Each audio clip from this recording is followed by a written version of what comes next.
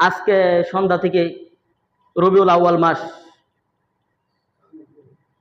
শুরু হবে, চাঁদ উঠবে। আর রবিউল আউয়াল মাস হলো আল্লাহ রাসূল সাল্লাল্লাহু আলাইহি ওয়াসাল্লামের জন্ম এবং মৃত্যুর মাস। এই রবিউল আউয়াল মাসে আল্লাহ রাসূল সাল্লাল্লাহু আলাইহি ওয়াসাল্লাম দুনিয়াতে আসছেন এবং এই রবিউল আউয়াল মাসেই আল্লাহ রাসূল সাল্লাল্লাহু আলাইহি ওয়াসাল্লাম দুনিয়া থেকে ইন্তেকাল করছেন। আল্লাহ রাসূল সাল্লাল্লাহু আলাইহি ওয়াসাল্লামের জন্ম আমাদের জন্য আনন্দদায়ক, আর আল্লাহ রাসূল সাল্লাল্লাহু আলাইহি ওয়াসাল্লামের ওয়াফাত, ইন্তেকাল আমাদের জন্য বেদনাদায়ক। তো আল্লাহ রাসূল সাল্লাল্লাহু আলাইহি ওয়াসাল্লাম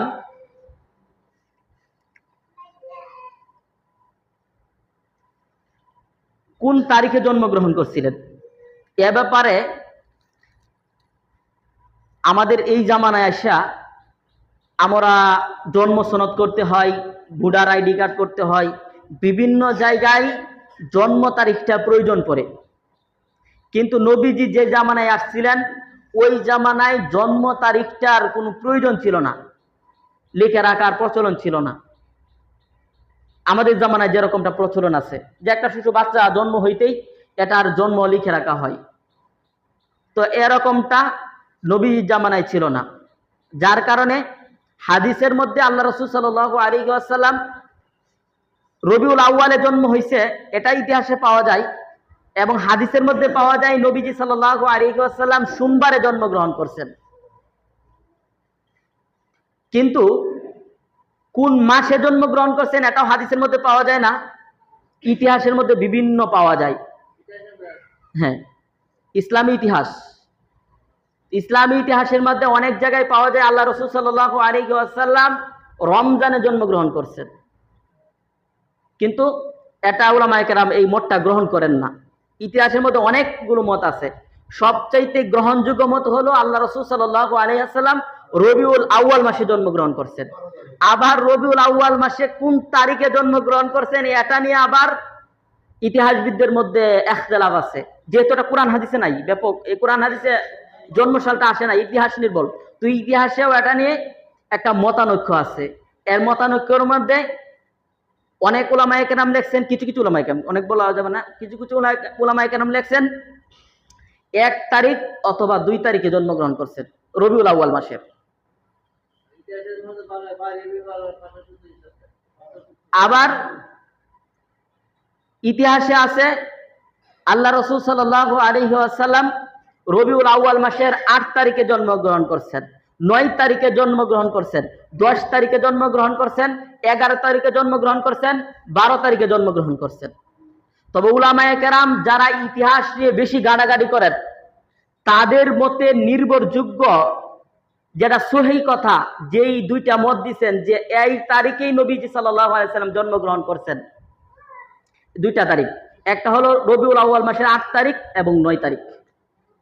তবে আমাদের সমাজে যে ব্যাপকভাবে আমরা সবাই জানি আল্লাহ রাসূল সাল্লাল্লাহু আলাইহি ওয়াসাল্লাম রবিউল আউয়াল মাসের 12 তারিখে জন্মগ্রহণ করছেন, এই কথাটা উলামায়ে কেরাম ব্যাপকভাবে বিরোধিতা করছেন। এবং এটার ক্ষেত্রে অনেকেই এরকম বলছেন, যারা 1 তারিখ এবং 2 তারিখের মতামত দেন তারা বলেন যে এটা মূলত 1 তারিখে অথবা 2 তারিখই লেখা ছিল, কিন্তু অথবা কথাটা শব্দটা এখান থেকে উঠে গেছে, যার কারণে 2টা একসাথে হয়ে গেছে, 1 2 একসাথে এসে গেছে, তো 12 হয়ে গেছে। তো একখানে একটা কথা, সমাজে ব্যাপকভাবে প্রচলন হয়ে যাওয়া, প্রসিদ্ধ হয়ে যাওয়া এটা এক জিনিস, শুদ্ধ হওয়া এটা ভিন্ন জিনিস।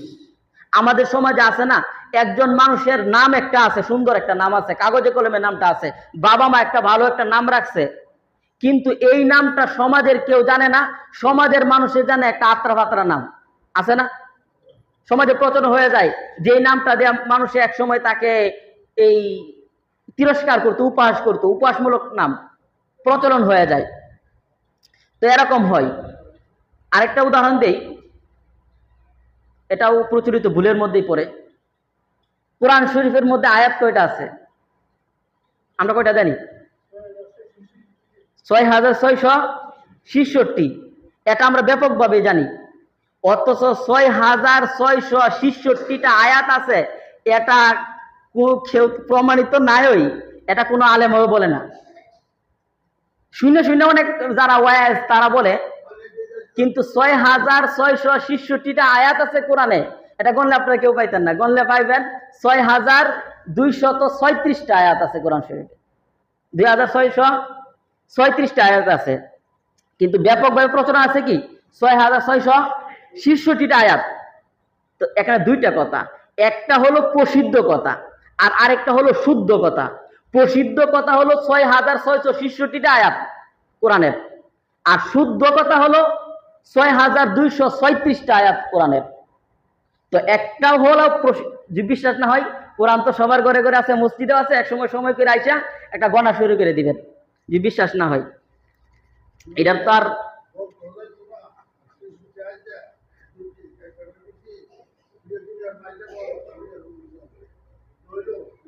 না না, আমি ওটা বলতেছি না। আমি বলতেছি হলো যে কোরআনের যে আয়াতের সংখ্যাটা, এই সংখ্যাটা তো আপনারা যে হিসাব করতে পারবেন। যারা গণা জানেন তারা সবাই কোরআনের আয়াত গণতে পারবেন। আর গণার জন্য আরো সহজ আছে, প্রত্যেকটা সূরার মধ্যে লেখা আছে এই সূরার আয়াত কয়টা, সহজ, গণলে গণতে পারেন। তো বলার কথা হলো শুদ্ধ এক জিনিস, প্রসিদ্ধ হয়ে যাওয়া ভিন্ন জিনিস। তো নবীজির জন্মের ক্ষেত্রেও একই কথা, প্রসিদ্ধি লাভ করেছে নবীজি সাল্লাল্লাহু আলাইহি ওয়াসাল্লাম 12 রবিউল আউয়ালে জন্মগ্রহণ করেছেন, কিন্তু শুদ্ধ কথা হলো নবীজি সাল্লাল্লাহু আলাইহি ওয়াসাল্লাম রবিউল আউয়াল মাসের 8 তারিখ অথবা 9 তারিখে জন্মগ্রহণ করছেন।